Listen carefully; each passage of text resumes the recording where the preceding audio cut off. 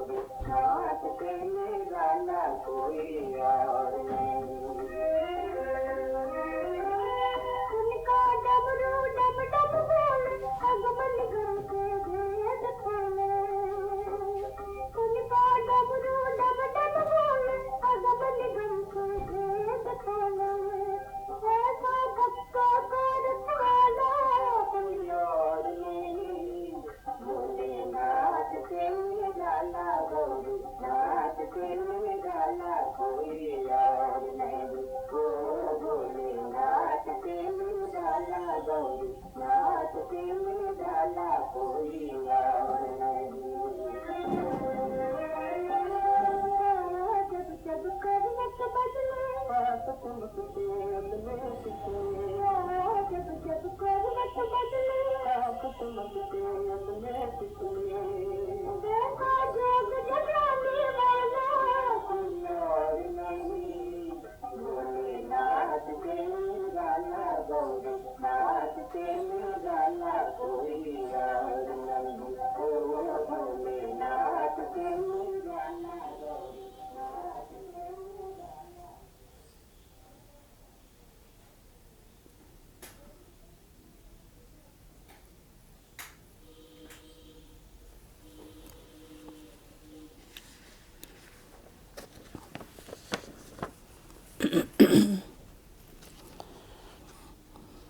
ओम शांति। मीठे बाबा की आज 6 तारीख के महावाक्य हैं। आज विशेष बाबा हम बच्चों को महावीर की उपाधि देते हैं। महावीर भी कौन? जो माया के तूफानों से डरते नहीं, गालियों से डरते नहीं। बाबा ने कहा कि बाप समान महावीर बनकर सबको बेहद की सेवा करनी है, विश्व में बाप का नाम करना है। उन सब का आधार जो है, बाबा ने कहा कि पवित्रता।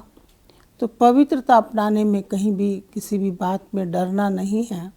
महावीर बनकर के पवित्र जरूर बनना है, क्योंकि पवित्र बनने बिगड़ तो ब्राह्मण जीवन ही नहीं, और ब्राह्मण जीवन ही भविष्य उच्च पद का अधिकार ले सकता है। तो आज सार है, मीठे बच्चे तुम महावीर हो, तुम्हें माया के तूफानों से डरना नहीं है। एक बाप के सिवाय और कोई भी परवाह न कर पवित्र जरूर बनना है।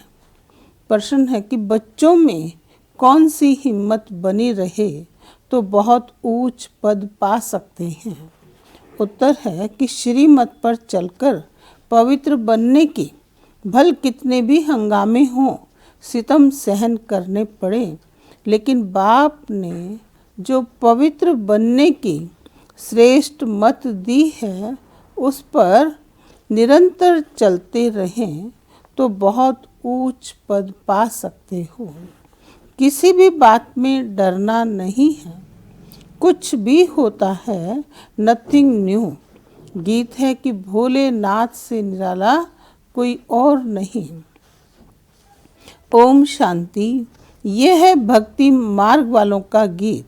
ज्ञान मार्ग में गीत आदि की कोई ज़रूरत नहीं है, क्योंकि गाया हुआ है कि बाप से हमें बेहद का वर्षा मिलता है।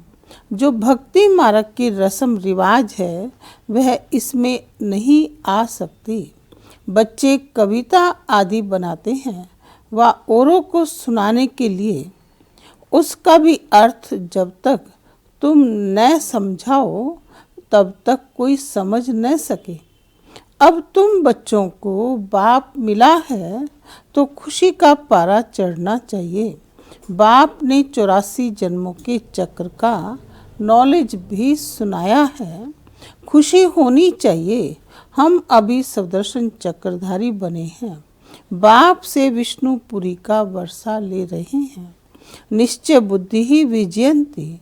जिसको निश्चय होता है, वह सतयुग में तो जाएंगे ही। तो बच्चों को सदैव खुशी रहनी चाहिए। Follow father. बच्चे जानते हैं कि निराकार शिव बाबा ने जब से इसमें प्रवेश किया है तो बड़े हंगामे हुए हैं। पवित्रता पर बड़े झगड़े चले। बड़े बच्चे बड़े होते कहेंगे कि जल्दी शादी करो। शादी बिगर काम कैसे चलेगा। भल मनुष्य गीता पढ़ते हैं परंतु उससे समझते कुछ नहीं है। सबसे जास्ती बाबा को अभ्यास था, एक दिन भी गीता पढ़ना मिस नहीं करते थे। जब मालूम पड़ा गीता का भगवान शिव है, नशा चढ़ गया, हम तो विश्व के मालिक बनते हैं। यह तो शिव भगवानुवाच है। फिर पवित्रता का भी बड़ा हंगामा हुआ। इसमें बहादुरी चाहिए। तुम हो ही महावीर। महावीर ने सिवाय एक के और कोई की परवाह नहीं। पुरुष है रचता, रचता खुद पावन बनता है तो रचना को भी पावन बनाता है। बस इस बात पर ही बहुतों का झगड़ा चला है। बड़े बड़े घरों से निकल आए, कोई की परवाह नहीं की। जिनकी तकदीर में नहीं था, जिनकी तकदीर में नहीं है तो समझे भी कैसे। बाबा शुरू की बात बतला रहे हैं सिंध कराची की कि बड़े बड़े घरों से भी निकल आए, कोई की परवाह नहीं की। किस बात के लिए? पवित्रता के लिए। तो जिनकी तकदीर में नहीं है, जिनकी तकदीर में नहीं है तो समझे भी कैसे। पवित्र रहना है तो रहो, नहीं तो जाकर अपना प्रबंध करो। इतनी हिम्मत चाहिए ना। बाबा के सामने कितने हंगामे हुए। बाबा को कभी रंज हुआ देखा? अमेरिका तक अखबारों में निकल गया। Nothing new. यह तो कल्प पहले माफिक होता है, इसमें डरने की क्या बात है। हमको तो अपने बाप से वर्षा लेना है, अपनी रचना को बचाना है। बाप जानते हैं सारी क्रिएशन इस समय पतित है, मुझे ही सबको पावन बनाना है। बाप को ही सब कहते हैं, हे पतित पावन लिबरेटर आओ, तो उनको ही तरस पड़ता है। रहम दिल है ना, तो बाप समझाते हैं बच्चे कोई भी बात में संशय मत करो, डरो मत। डरने से इतना ऊंच पद पा नहीं सकेंगे। माताओं पर ही अत्याचार होते हैं। ये भी निशानी है कि द्रौपदी को नगन करते थे। बाप 21 जन्मों के लिए नगन होने से बचाते हैं। दुनिया इन बातों को नहीं जानती। पतित तमो प्रधान पुरानी सृष्टि भी बनानी ही है। हर चीज नई से फिर पुरानी जरूर होनी है। पुराने घरों को छोड़ना ही पड़ता है। नई दुनिया गोल्डन एज, पुरानी दुनिया आयरन एज सदैव तो रह न सके। तुम बच्चे जानते हो ये सृष्टि चक्र है। देवी देवताओं के राज्य की फिर से स्थापना हो रही है। बाप भी कहते हैं फिर से तुमको गीता ज्ञान सुनाता हूँ। यहाँ रावण राज्य में दुख है। राम राज्य किसको कहा जाता है ये भी कोई समझते नहीं। बाप कहते हैं मैं स्वर्ग अथवा राम राज्य की स्थापना करने आया हूँ। तुम बच्चों ने अनेक बार राज्य लिया और फिर गवाया है, ये सब की बुद्धि में है। 21 जन्म सतयुग में हम रहते हैं, उसको कहा जाता है 21 पीढ़ी। अर्थात जब वृद्ध अवस्था होती है तब शरीर छोड़ते हैं। अकाले मृत्यु कभी होती नहीं। अब तुम जैसे त्रिकालदर्शी बन गए हो, तुम जानते हो शिव बाबा कौन है। शिव के मंदिर भी ढेर बनाए हैं। मूर्ति तो घर में भी रख सकते हो ना, परंतु भक्ति मार्ग की भी ड्रामा में नूंद है। बुद्धि से काम लिया जाए, कृष्ण की अथवा शिव की मूर्ति घर में भी रख सकते हैं। चीज तो एक ही है, फिर इतना दूर दूर क्यों जाते हैं? क्या उनके पास जाने से कृष्णपुरी का वर्षा मिलेगा? अभी तुम जानते हो, जन्म जन्मांतर हम भक्ति करते आए हैं। रावण राज्य का भी भभका देखो कितना है, यह है पिछाड़ी का भभका। राम राज्य तो सतयुग में था, वहाँ ये विमान आदि सब थे, फिर ये सब गुम हो गए। फिर इस समय ये सब निकले हैं, अभी ये सब सीख रहे हैं।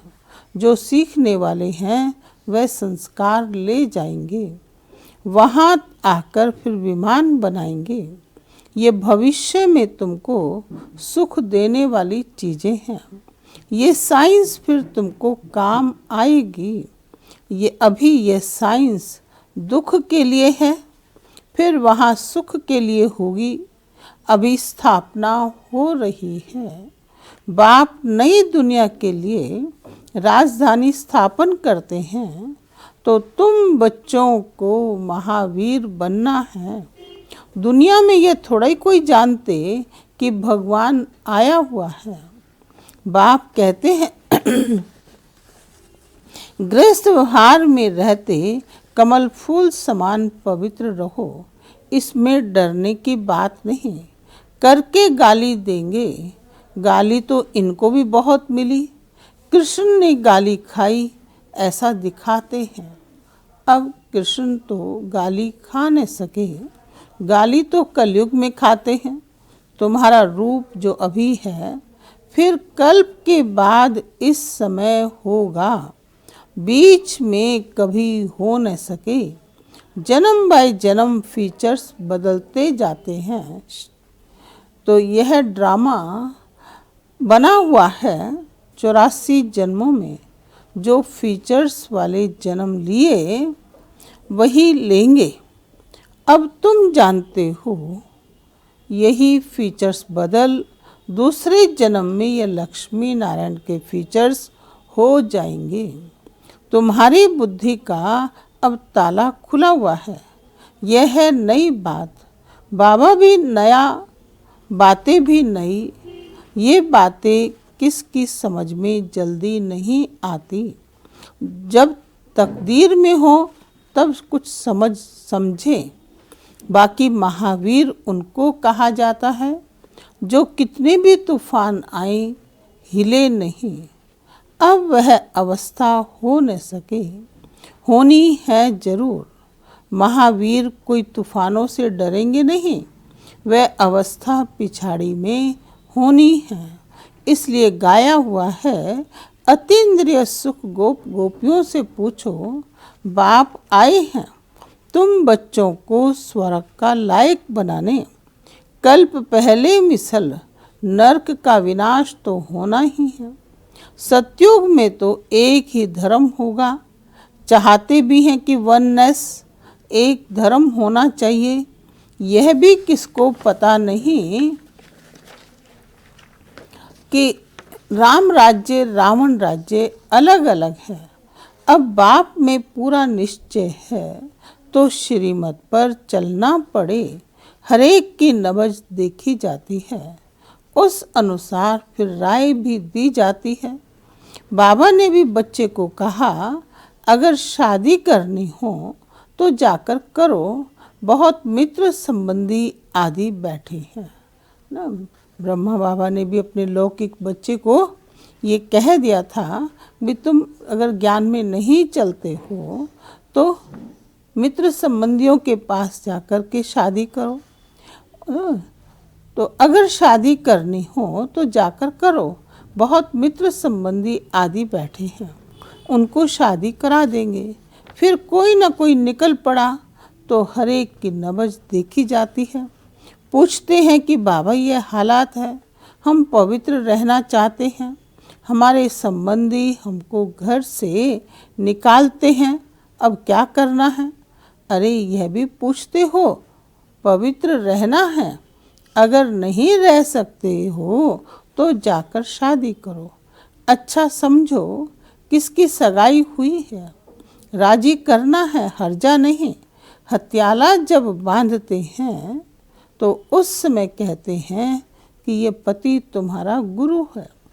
अच्छा तुम उनसे लिखवा लो, तुम मानती हो कि मैं तुम्हारा गुरु ईश्वर हूँ, लिखो। अच्छा अब मैं हुक्म देता हूँ कि पवित्र रहना है। हिम्मत चाहिए ना, मंजिल बहुत भारी है, प्राप्ति बहुत जबरदस्त है। काम की आग तब लगती है जब प्राप्ति का पता नहीं है। बाप कहते हैं इतनी बड़ी प्राप्ति होती है तो अगर एक जन्म पवित्र रहे तो क्या बड़ी बात है। इतनी बड़ी प्राप्ति कौन सी? बाबा ने कहा ना कि तुम बच्चों को भविष्य 21 जन्मों का वर्षा देने आया हूँ। तो पवित्र रहना कौन सी बड़ी बात है? हम तुम्हारे पति ईश्वर हैं, हमारी आज्ञा पर पवित्र रहना पड़ेगा। बाबा युक्तियाँ बता देते हैं। भारत में ये कायदा है, स्त्री को कहते हैं कि तुम्हारा पति ईश्वर है, उनके आज्ञा में रहना है, पति का पांव दबाना है, क्योंकि समझते हैं ना लक्ष्मी ने भी नारायण के पांव दबाए थे। यह आदत कहाँ से निकली? भक्ति मार्ग के चित्रों से। सतयुग में तो ऐसी बात होती नहीं। नारायण कभी कोई थकता है क्या? जो लक्ष्मी पांव दबाएगी, थकावट की बात हो न सके, यह तो दुख की बात हो जाती है। वहाँ दुख दर्द कहाँ से आया? तब बाबा ने फोटो से लक्ष्मी का चित्र ही उड़ा दिया। नशा तो चढ़ता है ना, छोटेपन से ही वैराग्य रहता था, इसलिए भक्ति बहुत करते थे। तो बाबा युक्ति बहुत बताते हैं। तुम जानते हो कि एक बाप के बच्चे हैं तो आपस में भाई बहन हो गए, डाढ़े से वर्षा लेते हैं, बाप को बुलाते ही हैं पतित दुनिया में। हे पतित पावन सभी सीताओं के राम। बाप को कहा जाता है ट्रुथ, सचखंड स्थापन करने वाला। वही सारी सृष्टि के आदि मध्य अंत का सत्य ज्ञान तुमको देते हैं। तुम्हारी आत्मा अभिज्ञान सागर बन रही है।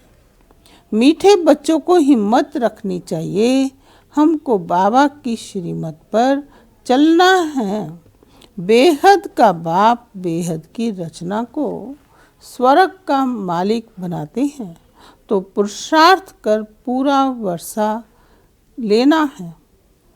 वारी जाना है, तुम उनको अपना वारिस बनाएंगे तो वो तुमको 21 जन्मों के लिए वर्षा देंगे। बाप बच्चे के ऊपर वारी जाते हैं। बच्चे कहते हैं कि बाबा यह तन मन धन सब आपका है, आप बाप भी हो तो बच्चा भी हो। गाते भी हैं कि तमेव माताश्च पिता तमेव, तमेव बंधु च सखा तमेव। एक की महिमा कितनी बड़ी है। उनको कहा जाता है सर्व का सुख दुख हरता सुख करता। सतयुग में 5 तत्व भी सुख देने वाले होते हैं। कलयुग में 5 तत्व भी तमो प्रधान होने के कारण दुख देते हैं। वहाँ तो है ही सुख, ये ड्रामा बना हुआ है। तुम जानते हो कि यह वही 5000 वर्ष वाली लड़ाई है। अभी स्वर्ग की स्थापना हो रही है, तो बच्चों को सदैव खुशी में रहना चाहिए। भगवान ने तुमको अडॉप्ट किया है, फिर तुम बच्चों को बाप श्रृंगारते भी हैं। पढ़ाते भी हैं। अच्छा, मीठे मीठे सिकिलदे बच्चों प्रति माता पिता बाप दादा का याद प्यार और गुड मॉर्निंग। रूहानी बाप की रूहानी बच्चों को नमस्ते। हम रूहानी बच्चों की रूहानी बाप दादा को नमस्ते नमस्ते। ओम शांति। धारणा के लिए मुख्य सार: सदा बाप समान बनने की हिम्मत रखनी है। बाप पर पूरा बलिहार जाना है। दूसरा, किसी भी बात में डरना नहीं है।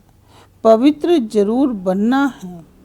वरदान है: सदा रहम और कल्याण की दृष्टि से विश्व की सेवा करने वाले विश्व परिवर्तक भव। विस्तार है कि रहम और कल्याण की दृष्टि से विश्व की सेवा करने वाले विश्व परिवर्तक भव।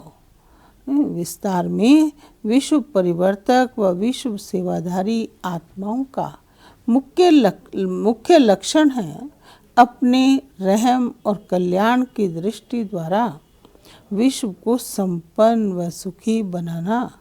जो अप्राप्त वस्तु है, ईश्वरीय सुख, शांति और ज्ञान के धन से सर्व शक्तियों से सर्व आत्माओं को भिखारी से अधिकारी बनाना, ऐसे सेवाधारी बनना अपना हर सेकंड बोल और कर्म, संबंध, संपर्क सेवा में ही लगाते हैं।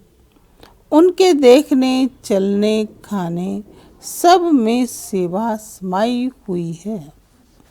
स्लोगन है कि मान शान का त्याग कर अपने समय को बेहद सेवा में सफल करना ही परोपकारी बनना है। इसके साथ